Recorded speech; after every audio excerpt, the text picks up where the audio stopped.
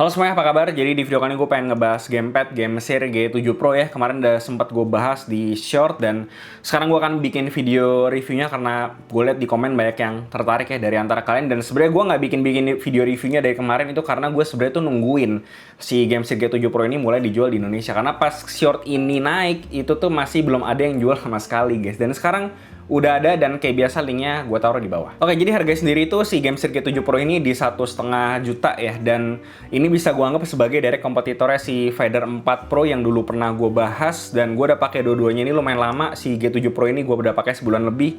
Vader 4 Pro itu gue udah pakai dari sejak itu gue bikin video reviewnya sampai sekarang, masih jadi rotasi gue sampai sekarang. Kalau misalnya gamepad gue lagi pada habis baterai, yang gue suka tuker-tuker tuh. Jadi ya kurang lebih kayak gitu. Dan setelah gue pakai lumayan lama, gue bisa bilang kedua gamepad ini tuh punya ciri khasnya masing-masing gitu. Dan ada yang nggak dipunyain sama G7 Pro, dipunyain sama Vader 4 Pro, dan sebaliknya juga sama. Dan gue akan breakdown satu-satu.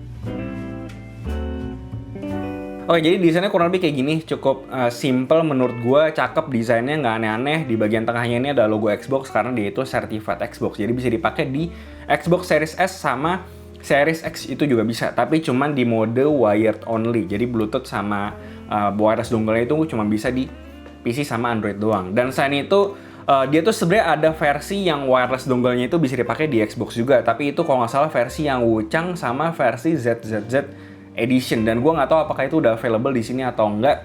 Cuman versi yang paling basicnya cuman bisa wired only kalau mau dipakai di Xbox. Dan di PS sayangnya karena gue nggak punya PS, jadi gue nggak bisa ngetes apakah ini bisa dipakai di PS atau enggak. Lanjut, buat desainnya itu dia tentu aja adaptasi si desainnya atau layout si Xbox Series Controller, dan gue ngerasanya si G7 Pro ini itu slightly lebih compact daripada Xbox Series Controller. Dan selain itu gue juga ngerasa si G7 Pro itu di bagian sampingnya terutama dia tuh lebih curvy daripada si Xbox Series Controller, yang dimana Xbox Series Controller itu bagian sampingnya gue ngerasa lebih lurus aja, dan gue ngerasa lebih natural aja megangnya di game seri G7 Pro ini. Terus di bagian gripnya itu juga ada teksturnya tuh jelas banget, cuman di bagian depannya ini dia bukan rubber, dia plastik bertekstur biasa, yang rubber itu baru di bagian belakangnya. Cuman overall secara grip nggak licin sama sekali, dan overall gripnya nyaman-nyaman aja, gue pakai lama berjam-jam itu nggak ada isu sama sekali. Terus buat button layoutnya itu dia kurang lebih balik lagi sama kayak Xbox, cuman bedanya di bagian start sama select-nya itu dia itu di atas posisinya dibandingin sama Xbox Series Controller biasa. Dan kayak yang gue bilang tadi, karena dia gue ngerasanya si game seri G7 Pro ini dia slightly lebih compact, jadi gue nggak ada kesulitan buat akses si start sama si select-nya. Jadi overall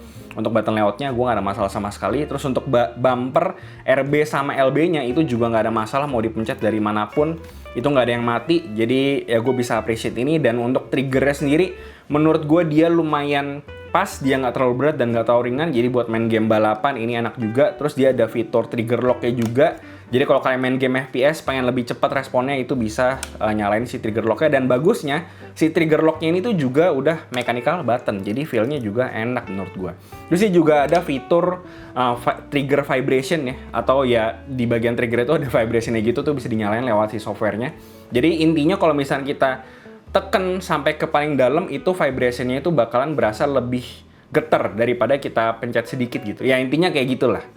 Dan ya intinya ada sensasi-sensasi vibration-nya di bagian triggernya, kalau kalian suka bisa kalian nyalain lewat software-nya. Oh ya, buat button-nya itu semuanya udah mechanical, mulai dari face button, bumpernya, trigger lock-nya itu semuanya udah mechanical. Dan untuk di bagian extra button-nya R5 sama L5-nya itu juga udah mechanical. Dan sampai ke D-pad-nya juga mechanical dan bentuknya ini bulat ya.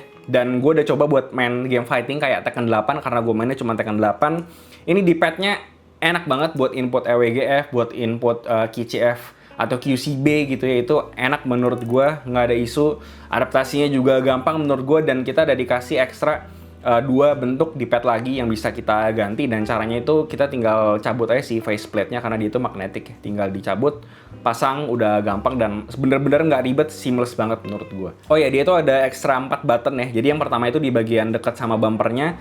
Nah ini tuh menurut gue meskipun posisinya dekat sama bumper, tapi gue nggak pernah kayak nggak sengaja kepencet atau salah pencet gitu. Ini bener-bener posisinya pas sih, di raba-raba pun juga masih nyampe pas lagi mainnya. Jadi gue nggak ada isu sama sekali.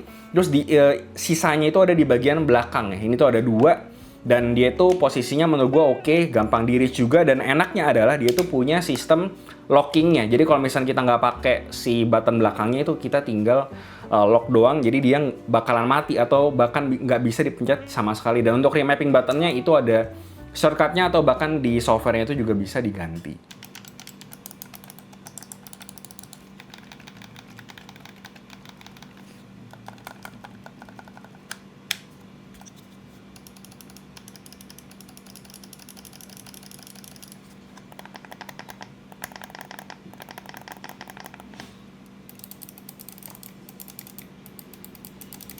Nah, di bawahnya itu ada audio jack, ada mute mic button, sama ada tombol pairing.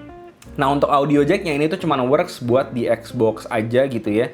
Dan dia tuh juga ada shortcut buat nge-adjust volume dari si Xbox aja. Jadi caranya tuh tinggal tekan M, terus kita tekan di pad kanan kiri atas bawah buat atur main volumenya sama game volumenya yang ada di Xbox. Jadi ya lumayan convenient juga sih buat di Xbox. Lanjut buat analognya, dia ini udah pakai TMR, jadi dia lebih presisi dan lebih durable daripada Hall Effect, meskipun gue nggak bisa buktiin juga karena di Hall Effect yang gue punya pun belum ada yang rusak sama sekali si analognya ya. Cuman ya kita lihat aja nanti.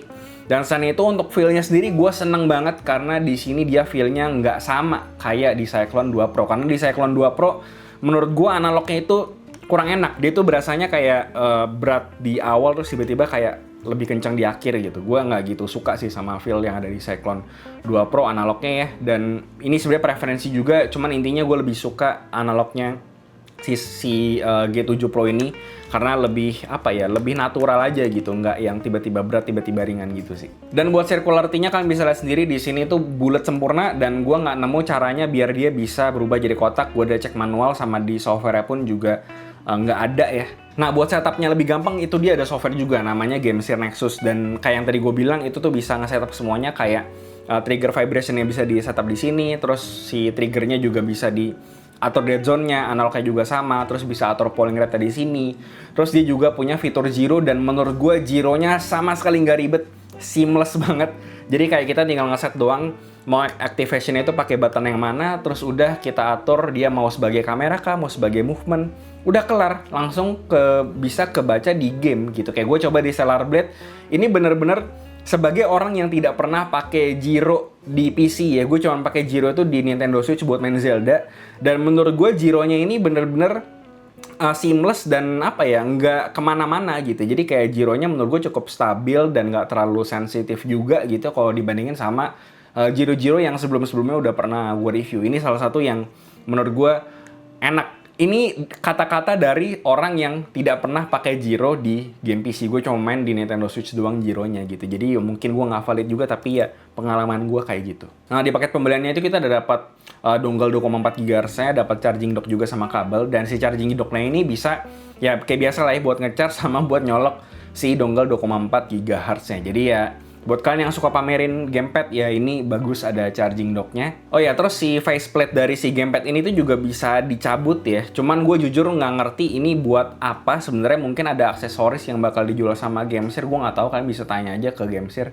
Kira-kira akan jual faceplate-nya terpisah atau enggak, atau mau bikin 3D print-nya atau apa, ya itu bisa ditanyakan ke GameSir langsung karena bukan gue yang jualan. Terus buat koneksinya itu dia ada 3, ada 2,4 GHz dongle, ada Bluetooth sama wired. Nah, untuk 2,4 GHz itu bisa dipakai di PC, dan gue udah pakai main, experience-nya bagus, seamless banget, udah kayak kabel, polling rate 1000 Hz, dan latency-nya pun juga rendah.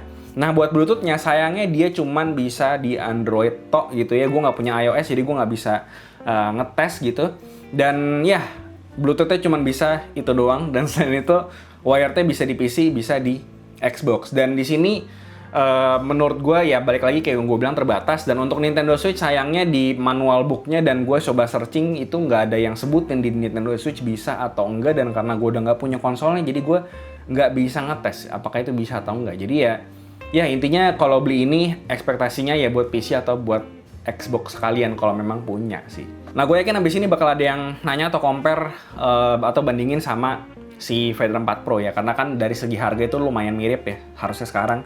Dan intinya sih yang deket dulu koneksi si G7 Pro ini bisa dibilang menurut gue cukup terbatas dari sisi koneksi ya, karena ya si Vader 4 Pro itu setidaknya masih bisa Bluetooth di PC, karena gue yakin banyak orang termasuk gue tuh malas nyolokin dongle ke PC, jadi kayak langsung ke Bluetooth aja gitu, lebih gampang. Dan Vader 4 Pro yang menang di situ, cuman plusnya si G7 Pro ini dia bisa connect ke Xbox Series S dan juga X lewat wired only sih ya, kalau mau dongle-nya bisa harus beli yang Wuchang atau ZZZ yang gue nggak tahu itu ada apa enggak di sini. Kalau dari sisi build quality menurut gue dua-duanya cukup on par, tapi dari segi hand feel gue ngerasa si G7 Pro ini gue ngerasa feelingnya kayak lebih mahal aja gitu kalau dipegang, dan gue emang lebih suka sama si G7 Pro ini karena dia lebih compact aja sih di tangan gue gitu. Terus buat fitur si Vader 4 Pro itu kan kita bisa nge-adjust tension ya lewat ring yang ada di putaran analognya itu, sementara di G7 Pro ini nggak ada, tapi dia ada ekstra 2 bumper lagi di atas, terus habis itu back buttonnya juga bisa di lock gitu ya. Jadi ya menurut gue dua-duanya ada plus dan juga minusnya sih. Kalau kalian nyari hand feel di tangan rasanya premium enak gitu ya, gue rasa G7 Pro ini lebih mantep. Apalagi kalau kalian punya PC terus punya Xbox Series X atau S gitu ya, gue rasa kalian bakal lebih suka sama si G7 Pro ini. Sementara kalau kalian nyari fleksibilitas dari sisi koneksi, gue rasa Vader 4 Pro bakal lebih mantep. Dan kalau kalian suka sama fitur muter-muter tensionnya itu, ya harusnya Vader 4 Pro adalah jawabannya. Jadi dua-duanya ini plus minus, susah bilang mana yang lebih bagus gitu. Jadi balik lagi ke kebutuhan sama budget juga, karena setahu gue Vader 4 Pro kayaknya harganya udah turun dikit deh.